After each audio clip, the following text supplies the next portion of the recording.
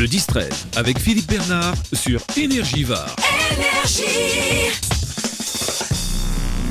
On est là sur Énergie Var, merci d'être avec nous dans le 10-13. On reçoit également la journaliste aujourd'hui Agnès Bouquet, bien connue avec les conversations secrètes et privées également, qui est également fondatrice et organisatrice du projet Saint-Tropez Couleur Bleue. Elle reçoit aujourd'hui son invité, l'artiste Miguel Chevalier. Est-ce qu'on a tout dit, Agnès Bouquet? Bonjour. C'est une bonne introduction, effectivement. Bonjour à vous. Oui, j'ai le plaisir aujourd'hui de vous présenter Miguel Chevalier, qui est l'artiste que j'ai choisi et il a accepté ce choix pour relever le défi de la 4e édition de Saint-Tropez Couleur Bleue. Donc Saint-Tropez Couleur Bleue, pour ceux qui ne le savent pas, c'est donc une opération originale dont Saint-Tropez est le premier exemple, si je puis dire.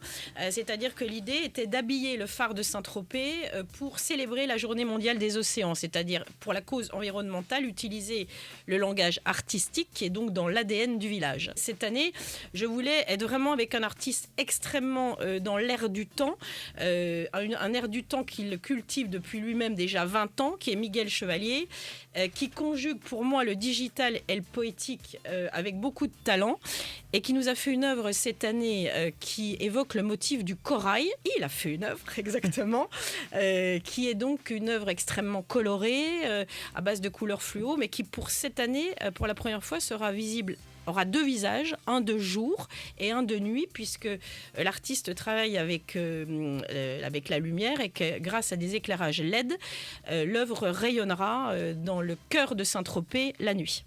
Il a tout de suite été séduit, Miguel Chevalier, quand vous lui avez proposé ce projet, Agnès Bouquet? Écoutez, j'espère qu'il a été séduit par moi. Et... Ça, on n'en doute pas. Écoutez, je vais le laisser répondre, non? Non, bien sûr. Non, le projet m'a d'autant plus intéressé que, aussi, compte tenu de tout ce qu'on a vécu dernièrement, c'était la possibilité d'exposer non pas dans un espace clos, mais dans un espace ouvert. Donc il y avait cette idée que l'art peut aussi investir des lieux atypiques. Et le phare est un lieu atypique par excellence, parce que c'est même, je crois, c'est aussi quelque chose qu'a initié Agnès, c'est-à-dire que jusqu'à présent, jamais, à ma connaissance, il y a eu d'intervention artistique en France. Et donc du coup, à la fois c'est un lieu pas si simple que ça, parce que en termes de création, puisqu'il faut faire une création qui fasse le tour, mais aussi la difficulté, c'est que outre le fait d'être visible de jour, et comme le phare a aussi des fonctions bien sûr de signalétique, toute la difficulté est de faire aussi que ça, on puisse pas faire une création de nuit dynamique qui puisse créer en matière de sécurité. Voilà, en matière de sécurité par rapport à phare et balises.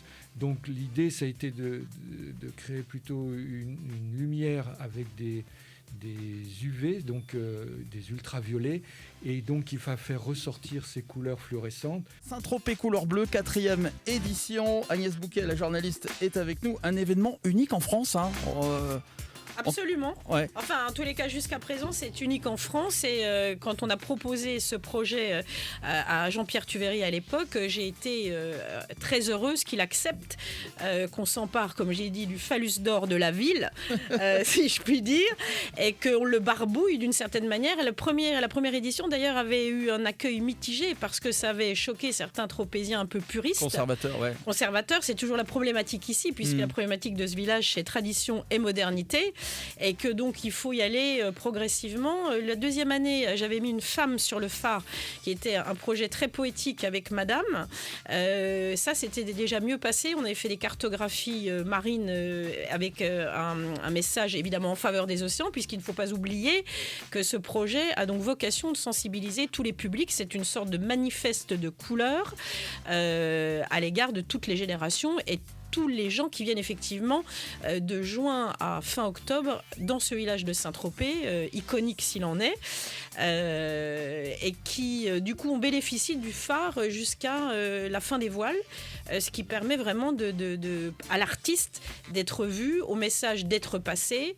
Voilà. Donc, quand on voit sur le moniteur télé, les auditeurs, voilà, on le voit là, ça passe très bien, franchement. Même s'il y a eu quelques critiques au début, lors de la première édition, vous le rappeliez, mais là, oui. Rien à dire, quoi. Ah ben non, mais là, je pense qu'on a... Il y a du talent, Il y a du talent. On peut l'applaudir. Il y a du talent.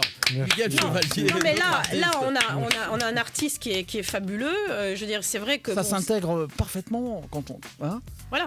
Et puis, je trouve que c'est intéressant pour justement toucher un plus jeune public, puisque cet art digital est évidemment touche des générations qui sont en permanence avec leurs ordinateurs, leurs iPhones, etc. Donc, on sensibilise aussi ces jeunes publics à l'art. Miguel, on parle d'un travail digital, il y a quand même la main de l'homme, puisque vous êtes là aussi pour apporter votre touche. Alors tout à fait, oui. En fait, j'utilise les outils informatiques comme d'autres peuvent utiliser la photo, la vidéo. Et en fait, là, l'idée, c'était de travailler aussi, bien sûr, sur cette thématique environnementale qui sont les coraux. Alors, ce sont des coraux qui sont, je les ai appelés coraux fractales parce que je m'intéresse aux fractales. Les fractales sont une géométrie non euclidienne. Donc, du coup, les fractales, aujourd'hui, on en a à travers les nuages, à travers la côte bretonne, etc. Et donc c'est des formes mathématiques, mais qui du coup de l'extérieur peuvent créer des univers très chaotiques, alors qu'en fait c'est des structures très organisées. Voilà. Donc cette année vraiment, je remercie Miguel parce que je pense que moi Miguel il m'a inspiré. Lui il a été inspiré par le phare, moi j'ai été inspiré par lui et on a développé effectivement de manière plus large le projet et on espère que ce sera réalisable. Il y a eu un vrai coup de cœur. On en reparle dans un instant aussi avec nous, c'est passionnant. Miguel Chevalier, l'artiste, et puis Agnès Bouquet. Comment ça va se passer? Tiens, l'inauguration, on va rappeler les dates un petit peu. Maud Fontenoy, on a encore envie de tout savoir, Agnès. Alors voilà, donc effectivement, on commence ce week-end dédié aux océans le 11 juin, c'est-à-dire à quelques jours de la Journée mondiale des océans. On a décalé au week-end pour que plus de gens puissent être présents. Le 11 juin, il y a une conférence à l'Hôtel de Paris à laquelle vous êtes conviés, qui aura lieu à 18h, où Maud Fontenoy va présenter son dernier livre, La Terre au secours de la mer.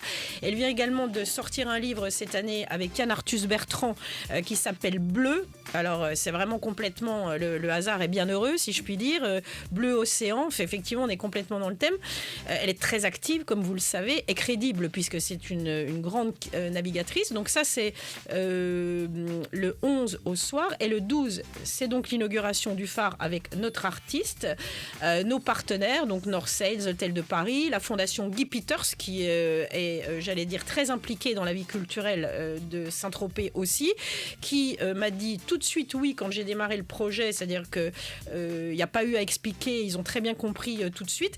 Et l'avantage avec Guy Peters, c'est que cette année, il va exposer Miguel à sa fondation. D'ailleurs, on a rendez-vous cet après-midi chez eux pour faire écho à l'œuvre qui sera sur le phare et pour que les gens puissent accéder à des œuvres de plus petite dimension, j'allais dire, si cela les intéresse. Donc, l'inauguration du phare, pour répondre à votre question, chez Colimaçon, c'est à 18h également, au pied du phare. Vous êtes tous les bienvenus. Il y aura bien sûr Madame Sylvie Siri, il y aura nos partenaires. Où est-ce qu'on vous retrouve, Miguel Chevalier, votre actu? Il y a un site, il y a quelque chose, si on veut vous découvrir, il y en a peu. Mais... Alors oui, si, j'ai un site, donc si on fait Miguel Chevalier, on trouve tout de suite sur Google